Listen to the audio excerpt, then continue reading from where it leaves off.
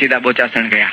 હવે એ દરમિયાન થયેલું શું કે આ જે પ્રસંગ થયો જયંતિ, તે જ દિવસે એ લોકો ગુણાતીત જ્યોતનું ઉદ્ઘાટન રાખેલું. જોયું કે યોગી બાપાએ તો આ બાબતમાં તો એમને એમ કે યોગી બાપા છે ને આમ કાલા ગેલા લાગે, તમે યોગી બાપાને કહો આમ તો આમ, દરેકમાં સમય આમ, પણ સિદ્ધાંતમાં નહીં. એટલે દાદુભાઈ ને એમ કે છેલ્લી ઘડી યોગી બાપાને કહીએ બાપા આ કરવાનું છે, બાપા કરી નાખશે, પણ બાપાએ તો ના પાડી, આડા ફાટ્યા. સ્વામી કે આ બને જ નહીં, આ મહારાજનો સિદ્ધાંત માર્યો જાય છે. એટલે એને જરા મૂંઝવણ થયેલી.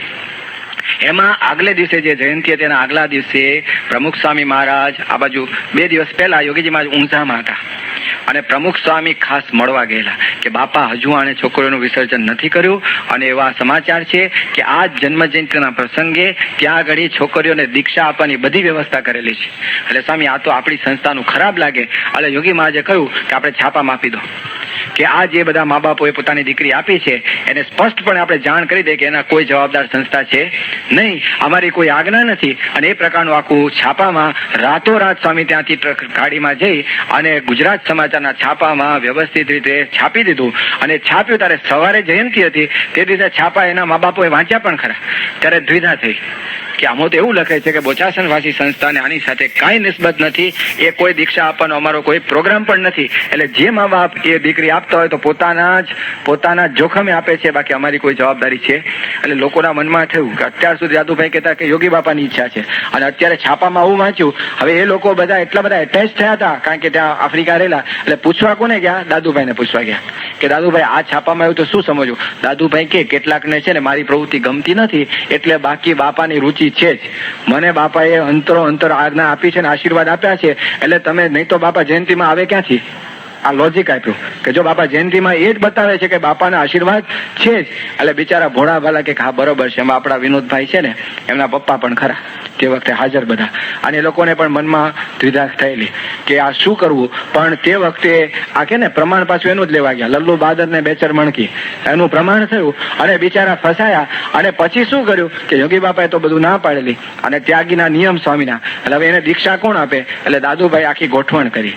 આફ્રિકાના બેચરભાઈ કહીને પ્રેસિડેન્ટ હતા ઈસ્ટ આફ્રિકાના, એ બેચરભાઈને એમણે ચડાવ્યા. એમણે કહ્યું કે બેચરભાઈ તમે તો આખા ઈસ્ટ આફ્રિકા સત્સંગ મંડળના પ્રમુખ, એટલે તમે આચાર્ય કહેવાઓ, મુખ્ય કહેવાય એટલે આચાર્ય, અને તમારા પત્ની આચાર્ય પત્ની. એટલે તમારા પત્ની છે આ બહેનોને દીક્ષા આપશે. આચાર્ય પત્ની દીક્ષા આપે ને, સાંખ્ય યોગીની જે દીક્ષા હોય છે, સાંખ્ય યોગી ભાઈઓ, એટલે કે આચાર્ય પત્ની દીક્ષા એટલે તમારા પત્નીના હસ્તે દીક્ષા.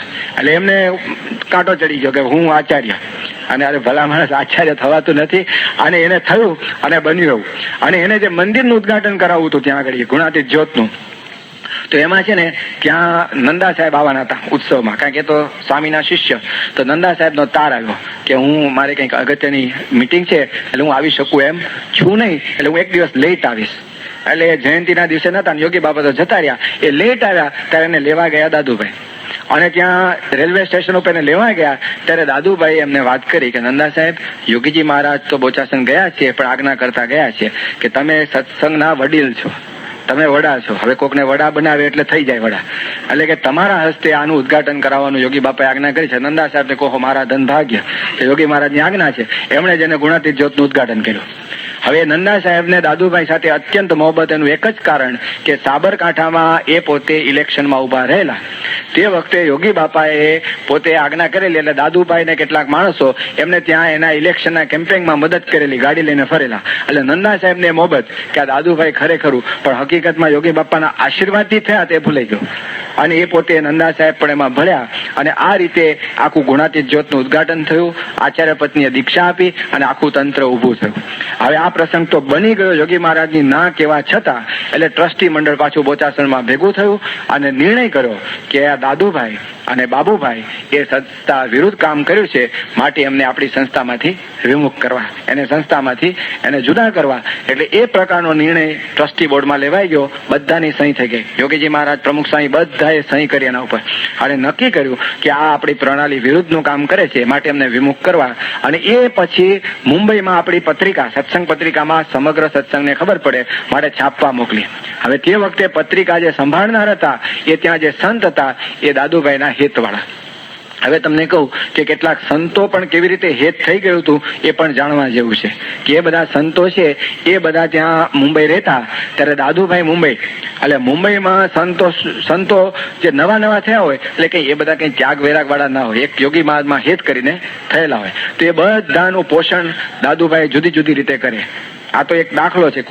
કોકને એમ કે તમારે શું ભાવે, આંડવો ભાવે તો સવારે આંડવાનો નાસ્તો હાજર થઈ જાય, કોકને બીજું ભાવે. તો આવી રીતે લોકોને પદાર્થે કરીને વશ કરેલા. અને દરેકને એમ જ લાગે કે દાદુભાઈ અમારું ખરેખરું ધ્યાન રાખે છે. ધ્યાન રાખે છે કે ધક્કા ઉપર ચડાવે છે એ ખબર ન પડે.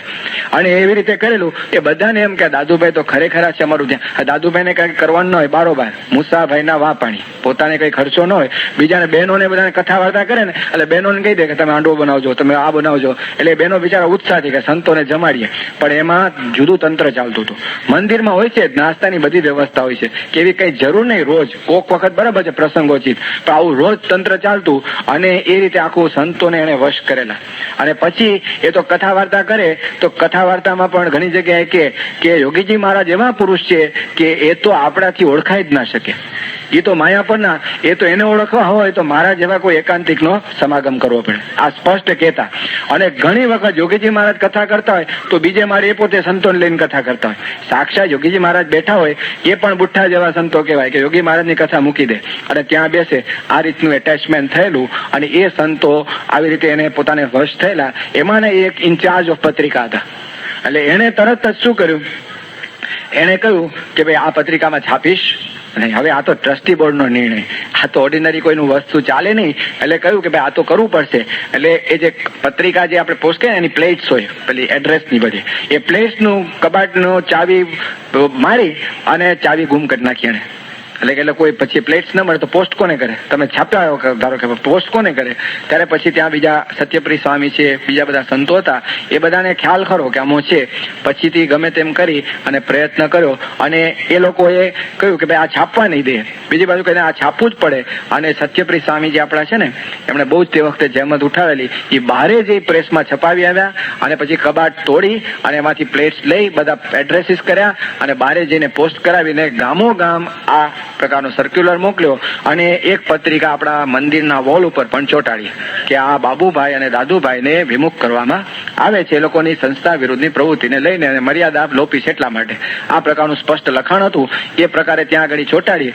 એટલે ત્યાં જે હેતવાળા સંતો હતા, 39 સંતો હતા દાદરમાં, કે જે દાદુભાઈને વિશે વધારે હેતવાળા હતા, એ લોકોએ ઉપાડ કર્યો.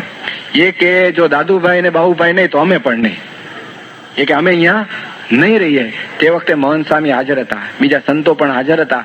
અને એ લોકો કે અમે જતા રહેશું. મહંત સ્વામીએ દંડવત કર્યા. એ કે તમારે જવું હોય તો યોગી બાપાની આજ્ઞા લઈને જાઓ, પણ તમે યોગી બાપાને મૂકીને તમે ક્યાં ચાલે? તમને કોઈએ કંઈ કહ્યું નથી. આ દાદુભાઈ બાબુભાઈને જુદા કર્યા છે એ સંસ્થાકીય નિર્ણય છે, બાપાનો નિર્ણય છે. તમે બાપાનો નિર્ણય પાડો કે કોનો નિર્ણય પાડો? બહુ સ્પષ્ટ દંડવત કરેલા. એ કે ના, અમે નીકળવાના. અને એના લીડર આ Hariprasad, he was the one જે 39 ને તૈયાર કર્યા. અને એમાં 39માં યોગીચરણ સ્વામી છે ને આપણી સંસ્થામાં, એ યોગીચરણ સ્વામી વોઝ વન ઓફ ધેમ. હવે યોગીચરણ સ્વામીની ઉંમર તે વખતે 13 વર્ષની. અને એને કેવી રીતે તૈયાર કરેલા કે આપણે બધા નીકળી જઈએ. એને કહ્યું કે આપણે છે ને ગામડે ફરવા જવાનું, પોટલું તૈયાર કર.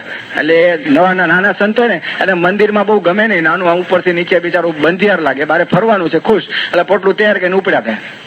આવી રીતે એને લઈ ગયા અને ત્યાંથી નીકળી. અને એ પોતે ત્યાં આગળ જે તારદેવ છે, જે પેલું જન્માષ્ટમી બિલ્ડિંગ હતું, એ તારદેવમાં પછી ત્યાં આગળ દાદુભાઈ જ્યાં રહેતા ત્યાં આગળ એ પોતે બધા સંતો 39 સંતો જતા હતા. એ જતા હતા તે વખતે સત્યપ્રિય સ્વામી એ લોકોને વિનંતી કરી કે જો મહંત સ્વામી કહે છે, અમે કહીએ તમે રોજ તમારે જવું હોય, તમને કદાચ એમ લાગતું હોય કે અન્યાય થયો છે, તો યોગી મહારાજ ટોકેટ ઓવર ટુ યોગીજી મહારાજ, તમે ફોન કરો. નહીં તો યોગી બાપાને તો આપણે મળવા જઈએ, બધા બધું જ કરીએ. અને યોગી બાપાને પૂછીને કરીએ. પણ યોગી બાપાને પૂછવા ન રહ્યા, જતા રહ્યા. તો જતા રહ્યા. સત્યપ્રિય સ્વામી પાછા બહુ આમ છે ને મુત્સદી પુરુષ છે. એણે કહ્યું કે જો તમે જતા હો તો અમારે યોગી બાપાને જવાબ શું આપો, માટે તમે લેખિત આપો કે અમે રાજી ખુશીથી અમારી રીતે નીકળીએ છીએ. એટલે એને સ્પષ્ટ લખ્યું કે અમે અમારી સ્વતંત્ર થકા અમારી બુદ્ધિપૂર્વક નિર્ણય લઈ અને અમે નીકળી જઈએ છીએ. બધાએ સહી કરી, ઓલ ઓફ ધેમ 39 કે અમે નીકળી જઈએ છીએ. અને પછી એ લોકો જતા રહ્યા અને ગયા અને તાળદેવમાં પોતે ગયા. ત્યાં ગયા એટલે બધા રાજી થયા, કારણ કે એક ગ્રુપ ભેગું થઈ ગયું કે ભાઈ હવે આપણું જૂથ મોટું છે, સંસ્થાની સામે બળવો કરવાનો એક આખો પેતરો હતો.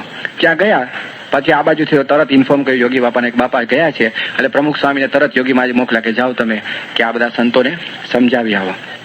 બન્યું શું કે ત્યાંથી ગયા ને તો પછીથી પ્રમુખ સ્વામી 2 દિવસ પછી આવ્યા, પણ એ ત્યાં ગયા ત્યાં આગળ દાદુભાઈએ જોયું કે આ બધા સંતો આવ્યા છે, પણ એને પ્રશ્ન થયો કે હવે એનું પોષણ કેવી રીતે કરવું. આવી તો ગયા તો પછી એને સંભાળવા કેવી રીતે, કાં તો એક હાથી જેવા કહેવાય, એક સંતને પાળવો એટલે હાથીનો ખર્ચા જેવું લાગે, એટલે કરવું શું. એટલે એને છે ને એક વકીલને કન્સલ્ટ કર્યો કે એવું કંઈ થઈ શકે કે આ સંસ્થામાંથી આ લોકોને મુશ્કેલી થઈને નીકળી જવું પડ્યું તો એ લોકોનું ભરણ પોષણ આજીવન મળે, કારણ કે એ લોકો લાઈફ બધું કાપીને આવ્યા છે. હવે અહીંયા આવ્યા પછી એ લોકો નીકળી જાય તો એ લોકોને એમ પરિસ્થિતિ એવી થઈ ગઈ કે નીકળવું પડ્યું તો પછી એ લોકોનું ભરણ પોષણ લાઈફ ટાઈમ. તો વકીલે કહ્યું હા મળે, પણ they must be inside first. એ લોકો ત્યાં હોવા જોઈએ, એ બહાર આવ્યા છે ન ચાલે. એટલે એ લોકો પાછા મંદિરમાં રહે, પછી ત્યાંથી એ લોકો એ પ્રકારનું અપીલ કરે કે અમને અહીંયા રહેવું મુશ્કેલ છે, અમારે જાનને જોખમ છે, સમથિંગ લાઈક ધેટ, તો કંઈક લીગલ તમે ક્લેમ કરી શકો. એટલે બધું આખું ધાડું 39 બધું નેક્સ્ટ ડે પાછું આવ્યું. ત્યાં આવ્યું ત્યારે દરવાજા બંધ, અને તે વખતે સ્ટ્રિક્ટ ઇન્સ્ટ્રક્શન મહંત સ્વામી આપેલા અને સંતોએ કે હવે એ લોકો હવે ગયા છે રાજી ખુશીથી, now if they want to come in they must take permission of Yogiji Maharaj. એટલે એ લોકો આવ્યા એટલે કહ્યું તમે યોગી બાપાની આજ્ઞા વગર ગયા, તે છતાં આવવું હોય તો યોગી બાપાની આજ્ઞા લઈ આવો તો તમને પ્રવેશ, ત્યાં સુધી તમે મંદિરમાં પ્રવેશ નહીં મળે. તો એ લોકો તો ત્યાં પેલું કે ને કે ઘેરાવો ત્યાં નાખ્યો કે અમે અહીંયા જ રહેશું ને અમારું જ મંદિર છે. પછી કોકે વળી કંઈક સલાહ આપી હશે, તમે એમ કરો પોલીસ સ્ટેશને જાઓ અને એમ તમે એવું ક્લેમ કરો કે અમને અહીંથી કાઢી મૂક્યા છે અત્યારે, એટલે અમારી આ પરિસ્થિતિ અમે નિરાધાર છે. એટલે એ લોકો દાદર પોલીસ સ્ટેશને ગયા અને દાદર પોલીસ સ્ટેશને જઈને એ લોકોએ કહ્યું કે ભાઈ અમારી સામે આવું થયું છે, અમારે આ મુશ્કેલી થઈ છે અને we have been driven out. એટલે દાદર પોલીસ સ્ટેશન વાળાએ જોયું કે તમારું મંદિર ક્યાં છે, આપણું મંદિર છે ને દાદરમાં જ છે, પણ it comes under Matunga police સ્ટેશનના જ્યુરિસ્ડિક્શન, દાદરના જ્યુરિસ્ડિક્શન નીચે ન આવે. એટલે દાદર વાળાએ કહ્યું કે આ જ્યુરિસ્ડિક્શન છે ને માટુંગાનું છે, તમે ત્યાં પોલીસ સ્ટેશને જાઓ. એ દરમિયાન આપણા જે સત્યપ્રિય સ્વામી છે એને પેલી જે કોપી હતી ને અમે રાજી થકા નીકળી જઈએ એની કોપી એમને ખબર હતી કે માટુંગા પોલીસ સ્ટેશન આપણી નીચે છે, ત્યાં એપ્લિકેશન કરી દીધી કે આ લોકોએ પોતે આવી રીતે ધમાલ કરીને નીકળી ગયા છે, ધીસ ઇઝ ધેર લેટર. એટલે ત્યાં એક છોકરાને મોકલી દીધો તો આ લોકો દાદર ગયા અને દાદરથી પછી માટુંગા પોલીસ સ્ટેશન કે ભાઈ અમારે કમ્પ્લેન નોંધાવી છે. તો પોલીસ ઓફિસરે તરત કહ્યું કે તમારી સામેની આ કમ્પ્લેન છે ને આ લેટર તમારો છે કે હા, તો અમે તમે શું લખ્યું છે કે અમે રાજી થકા નીકળ્યા છે કે હવે ખબરદાર જો તમે મંદિરમાં ધમાલ કરી છે તો વી વિલ એરેસ્ટ યુ. આ એક પ્રસંગ એવો બન્યો. હવે ધીસ ઇઝ વોટ હેપન અને પછીથી તે વેન્ટ અવે. હવે આ બાજુ પ્રમુખ સ્વામી પાછા આવ્યા. પ્રમુખ સ્વામીના અંતરમાં એ જ કે બાપાની ઈચ્છા છે કે આ સંતો ગયા છે ને પાછા સંભાળી લો. સંતો બિચારા એક મોહબતે કરીને ગયા છે, સંતો સાથે કોઈ વાંધો નથી. સંતો અહીંયા બાપાને આશ્રિત છે, કદાચ આજે સ્વભાવ હશે તો ટળશે, પણ બાપાની બહુ ઈચ્છા કે જાઓ. એટલે પ્રમુખ સ્વામી મોકલે. પ્રમુખ સ્વામી મળવા ગયા તારદેવમાં અને સ્વામીએ જેને વાત કરી હરિપ્રસાદ ને બધા જે હતા અક્ષર વિહારી જે છે ને એ બધાને મળ્યા અને સ્વામીએ કહ્યું કે જો યોગી બાપાની ઈચ્છા છે કે તમે તો પાછા છો, તમે તો મંદિરમાં રહો, તમારી સામે યોગી બાપાને કાંઈ નથી. યોગી બાપાને ફક્ત આ 2 પુરુષો માટે છે અને એ નિર્ણય પણ મહારાજની પ્રણાલી પ્રમાણે છે. એટલે તમે યોગી મહારાજ માટે મુંડાવ્યું છે તો યોગી બાપાનું વચન તમે માનો. મોક્ષ કોના થકી માન્યો છે? એ કે ના, જીદ્દે જ ચડેલા કે ના દાદુભાઈ ને બાબુભાઈ ને પાછા લે તો જ અમે આવીએ. ત્યારે પ્રમુખ સાહેબ કહ્યું કે એ કોઈ સંજોગોમાં બની શકે એમ નથી, એ પ્રમુખ યોગી બાપા કરી શકે. યોગી બાપા કેન ચેન્જ એનીથિંગ. આજે બીજો વિચાર કરે તો મારે એનું માનવાનું, તમે યોગી બાપાને કહો, પણ એ બાબતમાં કોઈ ફેર થયો નહીં અને ધેટ્સ હાઉ દે રિમેન્ડ રહે. અને આ બાજુ આપણી સંસ્થા રહી. તે છતાં પ્રમુખ સ્વામી પછી યોગી બાપાની આજ્ઞા લઈ અને ફરી રાજકોટમાં મળવા ગયેલા. એ પહેલા એવું બનેલું કે આ જુદા પડ્યા પછીથી યોગી બાપા આમ ગામો ગામ ફરે તો પ્રમુખ સ્વામી પણ ઘણી વાર સાથે હોય. તો આ બાજુ માણાવદર બાજુથી સ્વામીની ગાડી પસાર થતી હતી, એટલે યોગી બાપાની ગાડી ને પ્રમુખ સ્વામીની ગાડી 2 ગાડી જતી હતી. હવે એમાં નીકળ્યા ને ત્યારે એ બાજુથી પસાર થતા હતા તો અડધેથી ગાડી યોગી મહારાજે ઊભી રાખી અને યોગી બાપા કે પ્રમુખ સ્વામીને બોલાવો, મારી ગાડીમાં આવે. અને પાછલી ગાડીમાં 2 હરિભક્ત બાપા હતા એને પાછળ મૂક્યા. એમાં ઈશ્વરભાઈ દેસાઈ, શ્વેત વૈકુંઠ સ્વામી આપણા અહીંયા આવ્યા હતા ને એમના પૂર્વાશ્રમના ફાધર મુંબઈમાં છે ઈશ્વરભાઈ દેસાઈ, અને એ બધા હર્ષદ કાકા એ બધા હતા. એટલે સ્વામી ટ્રાન્સફર કરાવી, પ્રમુખ સ્વામીને પોતાની ગાડીમાં લીધા અને આ હરિભક્તોને પાછલી ગાડીમાં લીધા. આ ગાડી ત્યાં માણાવદર આગળથી ગઈ ત્યારે 15 થી 20 છોકરાઓ બાજુમાં ઉભા રાખેલા. એ લોકોને એમ કે આ યોગીજી બાપા છે એ તો આપણા છે, પણ પ્રમુખ સ્વામી આપણને સંસ્થામાં આવવા દેતા નથી. એટલે ત્યાં એક ગાડી ઉપર પથ્થર મારો કરેલો. આ ઈશ્વરભાઈને લોહી પણ નીકળેલું. ગાડી જતી, એ લોકોને એમ કે પ્રમુખ સાહેબ બીજી ગાડીમાં છે, પણ યોગી બાપા અંતર્યામી પણ ભેગા લઈ લીધા. એટલે યોગી બાપાની ગાડી સેફ ગઈ અને પાછળ પથ્થર મારો થયેલો. એટલે સ્વામીને પણ મારવાનો પ્રયત્ન એ લોકોએ કરેલો. આ બનેલું. અરે ઈશ્વરભાઈ છે ને વાગેલું, નરસદભાઈ ને વાગેલું, ઈશ્વરભાઈ તો લોહી નીકળેલું. પણ એ ગાડી પછી ઝપાટા બંધ જવા દીધી. એટલે શું, આવો એક દ્વેષ જાગેલો. અને એ લોકો હંમેશા એક પ્રવર્તન કરતા હતા કે યોગીજી મહારાજને કોઈ વાંધો નથી, પણ બીજા બધા છે એ એને સંસ્થામાં રાખવા માંગતા નથી. પ્રમુખ સ્વામી કે મારે તો યોગી બાપા આજ્ઞા કરે ને કે અત્યારે રાત છે તો રાત અને દિવસ છે તો દિવસ, એ કે કરવા માટે હું તો સર્જાતો. કારણ કે શાસ્ત્રીમાં જ આજ્ઞા કરી દે કે યોગી મહારાજની છત્ર છાયામાં રહીને સત્સંગ દીપાવજો. એટલે બીજો વિચાર જ નહીં. એટલે સ્વામી એમને તે છતાં યોગી બાપાની આજ્ઞા લઈ અને ફરી એકવાર મળવા ગયેલા રાજકોટમાં. અને એ રાજકોટમાં એકાદશીના દિવસે સ્વામી ગયેલા. અને ગયા હતા ત્યારે કોઈ સંતોને એવી ઈચ્છા નહીં કે સ્વામી એકલા જાય, કોઈ બીજા 2-4 જણ સાથી હોય ને. કારણ કે એક વખત એમના ઉપર પથ્થરમારો થયો હતો તો કંઈક જાનને પણ તકલીફ થાય. પણ સ્વામી છે ને ગોંડલમાં હતા તો પીપી સ્વામી છે, ગઈ વખતે આવ્યા હતા ને લાંબા પીપી સ્વામી, પણ એ છે ને નાના સ્વામી તરીકે ઓળખાતા. પેલા જયારે બહુ નાની ઉંમરમાં થયેલા ત્યારે તો બહુ બટકા હતા, હવે લાંબા થયા. તો એ ટૂંકા હતા, એટલે નાના બાળક જેવા હતા, નાની ઉંમરમાં થયેલા. તો એ નાના સંત હતા. તે પ્રમુખ સ્વામીને કહ્યું કે તારું પોટલું તૈયાર કરજે કે છે, અને મારે તને સાથે લઈ જવું છે. એટલે એને કહ્યું તારે કોઈને કહેવાનું નહીં. હવે સ્વામી આજ્ઞા કરે એટલે કોઈને કીધેલું નહીં. અને સ્વામી આમ ગુરુકુળમાં આમ જતા હોય ને, આટો મારતા હોય એવી રીતે ગોંડલની બહાર ગયા. અને પછી ત્યાંથી એક હરિભક્તની ગાડીમાં સ્વામી એકલા જ, કેટલા આમ સિંહ પુરુષ કહેવાય, નીડર સ્વામી, જેને રામ રાખે ને કોણ ચાખે, સ્વામી એકલા ગયેલા એના કેમ્પમાં. અને ત્યાં હરિપ્રસાદ ને બધા સંતો હતા. એકાદશી દિવસે બધા ધામધૂમ કરતા હતા. સ્વામીને કે તમે કઈ લેશો? સ્વામી કે આજે તો હોતું હશે કઈ, આ તો યોગી બાપાની આજ્ઞા છે. અને પછી સ્વામીએ સમજાવ્યા. 2 કલાક સુધી સ્વામી બેઠેલા. સ્વામી કે બધું તમારું માન્ય, તમે આવો યોગી બાપાના આશ્રય તમે રહો, તમે બીજું બધું તમે ચાલો ભૂલ માફ કરવા તૈયાર છે, સ્વામી ઇઝ રેડી, પણ તમે પાછા ચાલો. આ તમે ખોટો પક્ષ પકડો છો, યોગ્ય નથી. પણ એ બાબતમાં પણ માન્યા નહીં અને સ્વામી પાછા આવ્યા. અને યોગી બાપા બહુ ઉદાસ થઈ ગયા. ત્યાર પછી યોગીજી મહારાજે કોઈ દિવસ સભામાં કે ક્યાંય પણ પ્રાઇવેસીમાં પણ દાદુભાઈનું નામ પણ ઉચ્ચાર્યું નથી. નેવર. પહેલા યોગી મહારાજ એનું નામ અવારનવાર સભામાં બોલતા કે દાદુભાઈ ખરેખર છે. કોઈ દિવસ હરફ ઉચ્ચાર્યો નથી. કે ને કે મોટા પુરુષની ડાયરીમાંથી નામ નીકળી ગયું. Since that day he never remembered them. અને 39 સંતો હતા, એમાંથી પણ કોઈને રિમેમ્બર નથી કર્યા. આ યોગી ચરણ પાછા કેવી રીતે આવ્યા? એના બાપુજી શુરવીર છગનભાઈ, એ કે આ માળો યોગી મહારાજને મૂકીને ક્યાં ચોટી ગયો?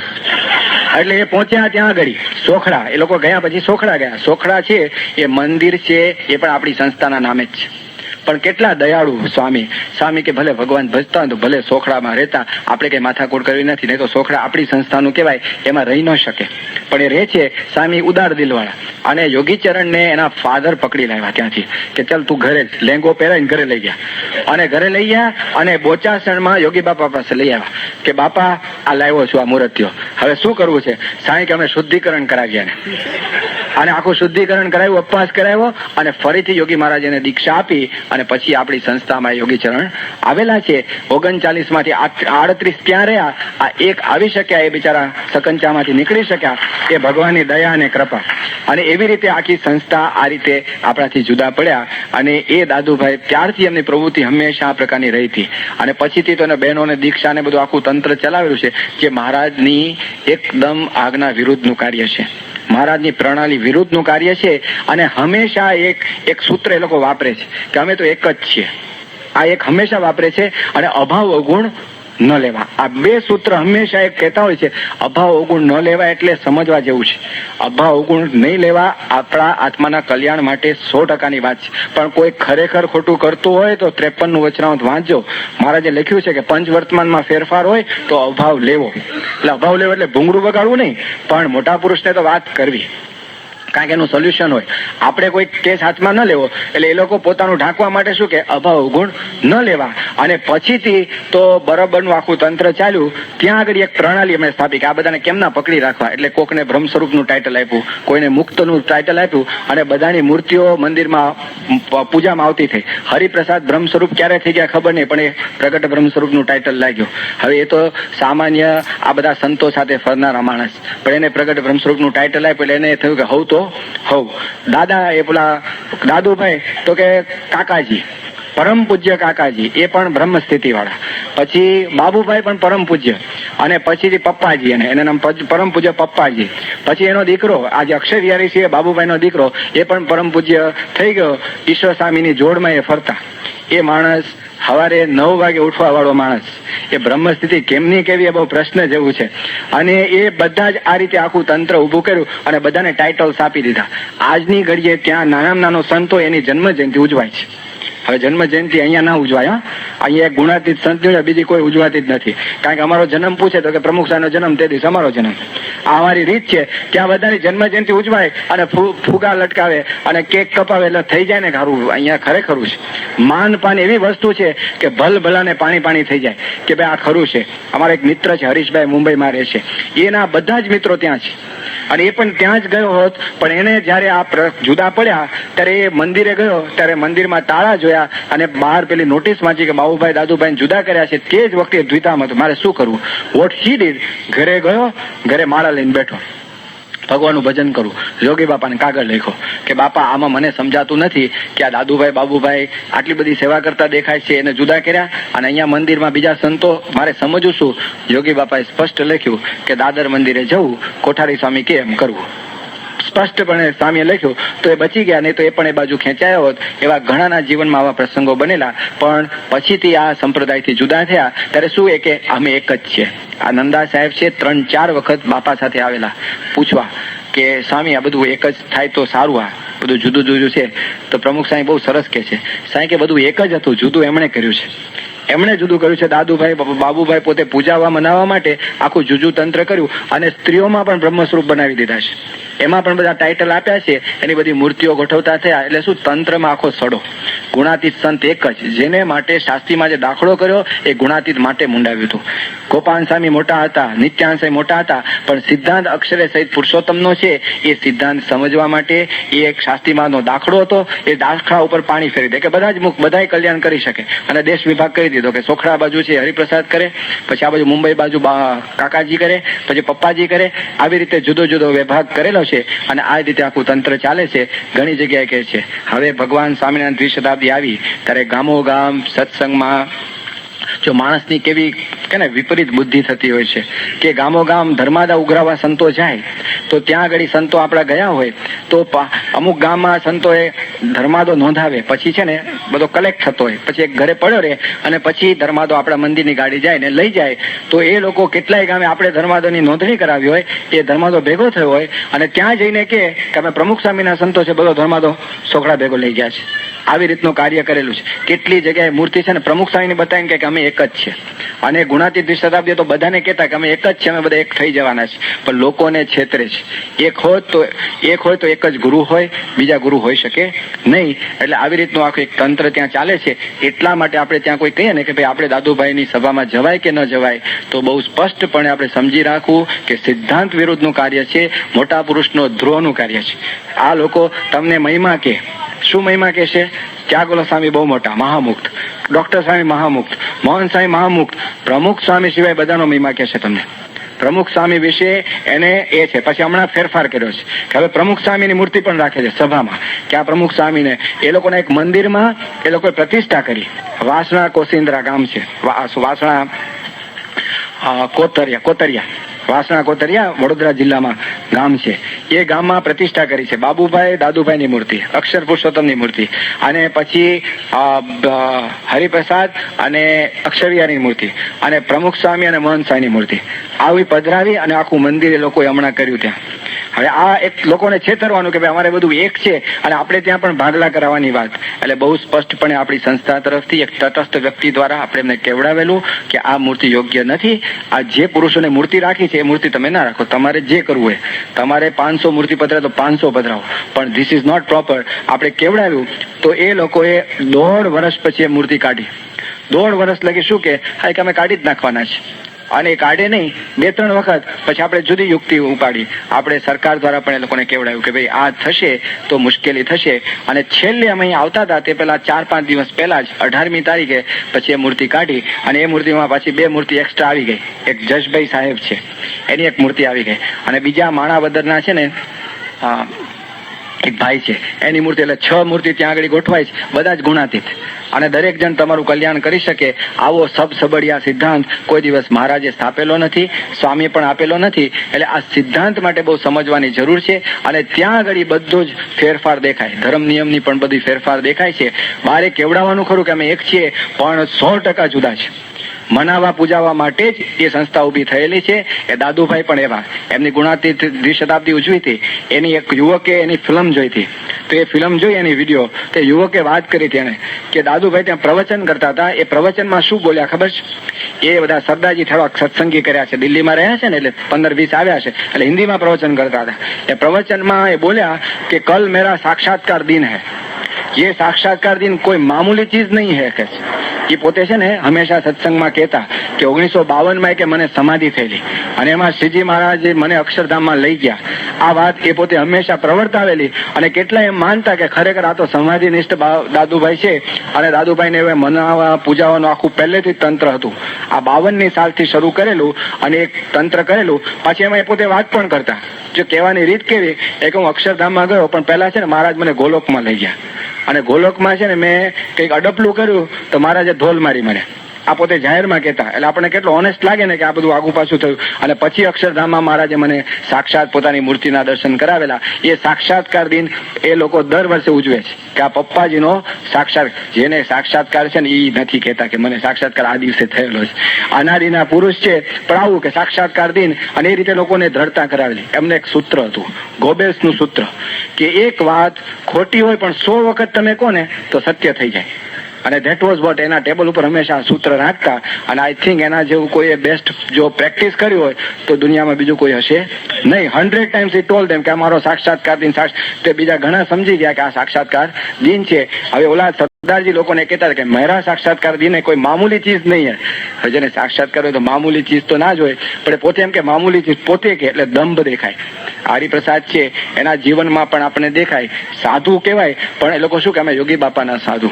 યોગી બાપાનું કેવળ નામ જ વાપરવાનું, વટાવવાનું. કારણ કે યોગી બાપાની કોઈ આજ્ઞા, યોગી બાપા હતા 67 લોકો જુદા થયા. યોગી બાપા તો 71ની જાન્યુઆરી 23મી ધામમાં ગયા ને, એ 4 વર્ષમાં ક્યારેય પણ યોગી બાપાના દર્શન કરવા ગયા નથી.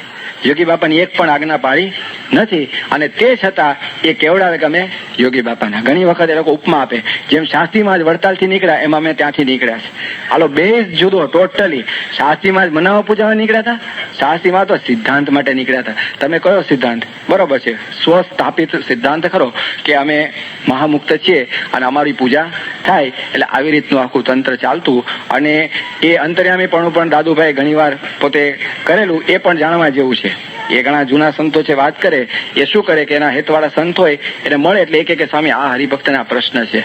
એ દાદુભાઈને કે, દાદુભાઈ કથા કરવા બેસે ત્યારે કે કેટલાકને આ પ્રશ્ન પણ હશે. બાજુમાં બેઠો જો કે અંતર્યામી છે, જો અંતર્યામી છે. આવી રીતે અંતર્યામી પણ એમણે સ્થાપી દીધેલું. એટલે આવી રીતનું આખું એક દોડ અને દંભ ઉપર આખું તંત્ર ઊભું થયેલું છે. એટલે એટલા માટે આપણે સમજવાની જરૂર છે કે પોકળતા તરફ કોઈ દિવસ આપણી હમદર્દી હોઈ ન શકે, એની સાથે કોઈ સમાધાન હોઈ ન શકે, એની સાથે કોઈ વાદ વિવાદની જરૂર નથી, પણ એની સાથે કોઈ એકતા થવાનો કોઈ સંભવ આ જન્મે નથી. એ લોકો નંદા સાહેબ બાપા પાસે આવેલા, સ્વામી કે એક જ હતું ને, અને તે છતાં એમની ઈચ્છા હોય તો એ લોકો પેલા દાદુભાઈ બાબુભાઈ હતા, સ્વામી કે એનાથી જુદા થઈ જાય, વરસ રે જુદા, તો આપણને લાગે કે એનું એટેચમેન્ટ જુદું છે. અને યોગી બાપાને આ પ્રશ્ન પ્રમુખ સાહેબ કહ્યું કે જુદા થાય પછી વિચાર કરશું. યોગી બાપાને મોહન સામે પ્રશ્ન પૂછેલો કે કેટલાક છે ને જે સાધુ ગયા બિચારા ભોળા ભાલા હતા, સારા હતા, અને એ ત્યાં કેમ ખેંચાઈ ગયા? તો યોગી બાપા એક જ વાક્ય વાપરેલું, સ્વામી કે ટાઢે પાણીએ ખસ ગઈ. આ યોગી બાપાના શબ્દો છે. અને બીજું એક વખત યોગી બાપા બોલેલા, વિવેક સાગરની ડાયરીમાં લખેલું છે, આ વખતે મને બતાવ્યું કે જો આ તે વખતની ડાયરીમાં સ્વામી બોલેલા કે કોકે પ્રશ્ન પૂછેલો કે બાપા આ બધા કેમ જતા રહ્યા? તો સ્વામી કે વચમાં દલાલ હતો ને, એટલે વચમાં દલાલ હતો. યોગી બાપા સાથે એટેચમેન્ટ નહીં, પણ વચમાં વાયા દાદુભાઈનું એટેચમેન્ટ હતું. એટલે આપણે પણ બહુ સાચવવું. આપણે પણ ગુણાતીત શુદ્ધ પરંપરા છે, આપણું સ્ટ્રેટ એટેચમેન્ટ ટુ પ્રમુખ સ્વામી. કોઈ વાયા નહીં, પરફેક્ટ આપણે એને તમારે જે તમારા દોષ ટાળવા હોય, વાસના ટાળવી હોય, માયા પર થવું હોય તો આપણે માટે એક જ સત્પુરુષ છે, એને બરોબર વળગી રહેવું. અને આ શુદ્ધિકરણ આપણે ત્યાં થયું તો આજે શાંતિથી ભગવાનનું ભજન થાય છે. એટલે આ ઉલ્લેખ એટલા માટે કર્યો કે ઘણી વખત લોકોને દ્વિધા હોય છે કે યોગી બાપાના સાધુ છે, યોગી બાપાની એકે આજ્ઞા પાળી નથી, એના સાધુ કહી જ ન શકાય, અને યોગી બાપાને મૂકીને ગયેલા છે એટલે એ દ્રષ્ટિએ યોગી બાપાના છે જ નહીં, ખાલી નામ વટાવવાનું છે.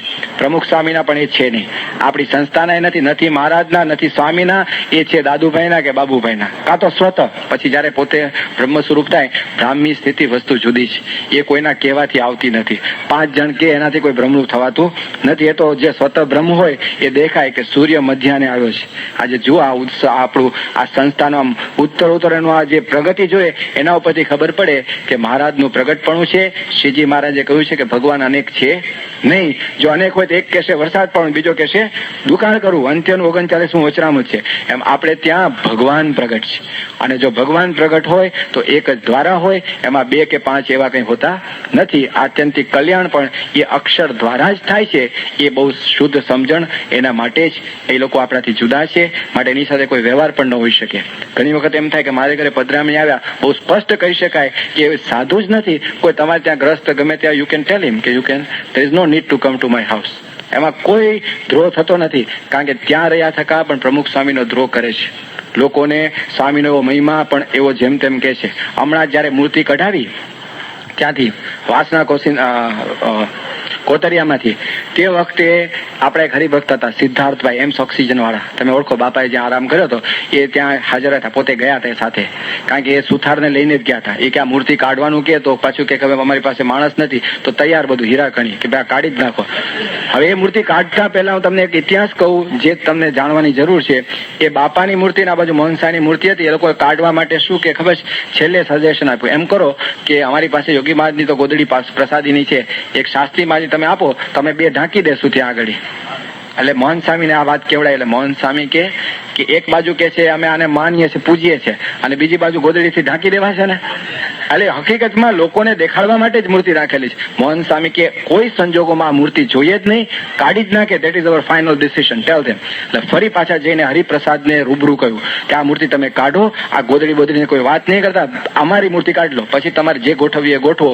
અને પછી એ માન્યા. પછી એને તે વખતે શું બોલ્યા, એમ્સ ઓક્સિજન વાળા ઓલા સિદ્ધાર્થભાઈ તો ફર્સ્ટ ટાઈમ સંતના મુખે આવા શબ્દો સાંભળ્યા. એ કે આ મોહન સ્વામીને કહી દેજો, ડોક્ટર સ્વામીને કહી દેજો, વિવેક સાગરને કહી દેજો, ઈશ્વર સ્વામીને કહી દેજો કે એ પોતે યુનિવર્સલ બ્રધરહુડની વાત ન કરે. કે હવે આમાં યુનિવર્સલ બ્રધરહુડ ક્યાં આવી? તમે તમારું પોતાનું તંત્ર પકડો. એ કે યુનિવર્સલ બ્રધરહુડની વાત ન કરે, એ બધાને કહેજો કે હવે એકતાની વાત કોઈ દિવસ કરે નહીં. એ તો એકતાની વાત કરવાના જ છે, કારણ કે ગુણાતીત સંતને આશ્રિત છે, એની એકતાની વાત છે. તમારી સાથે કોઈ એકતા કરવાની જરૂર નથી. આ સ્પષ્ટ સમજવું પડે. છેલ્લે એમણે મૂર્તિ પાછળથી કાઢી, પણ 1.5 વર્ષ સુધી આટા ફેરા થયેલા. એ આ તો ઇનસાઇડ ઇતિહાસ છે, પણ આપણે દેખાય કે લોકોની રુચિ કેવી, કે લોકોને ભરમાવા, મૂર્તિ રાખવી, આમ બતાવું કે અમે માનીએ છીએ, પૂજીએ છીએ, પણ પોતા તરફ જ આંગળી છે, કારણ કે પોતે જ પૂજાવા મનાવવા માટે આ તંત્ર ઊભું કરેલું છે. એટલે એની સાથે કોઈ કોમ્પ્રોમાઇઝ હોઈ ન શકે, એની સાથે કોઈ મોહબત હોઈ ન શકે. અને એ બાબતમાં તમને પણ સત્સંગી બંધુઓ ઘણી વખત પૂછતા હોય તો આ ઇતિહાસનો એટલા માટે જ ઉલ્લેખ કર્યો છે કે you must be able to tell them in perfect terms under this circumstances they have left and we are no longer of Maharaj or Swami. આ વાત સમજીએ એ જ ખાસ પ્રાર્થના. સહજાન સ્વયં મહારાજ. હવે આપણે